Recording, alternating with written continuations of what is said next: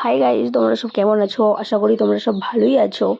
অনেক দিন হয়ে গেল কোনো রকম ভিডিও আপলোড করিনি, প্রায় 3 মাস হয়ে গেল।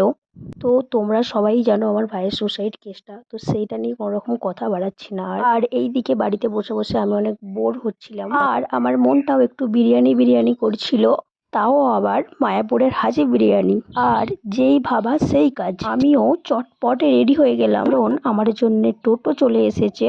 আর এই টোটো করেই আমি যাব হরিণখোলা, কারণ হরিণখোলা থেকে আমাকে বাসে চড়তে হবে। হরিণখোলাতে চলে এলাম, এখন শুধু বাসের জন্য অপেক্ষা করা, কিন্তু বাস তো আমায় কোনো পাত্তাই দিচ্ছে না। বাট অবশেষে বাস চলেই এলো, আর আমিও বাসে উঠে পড়লাম।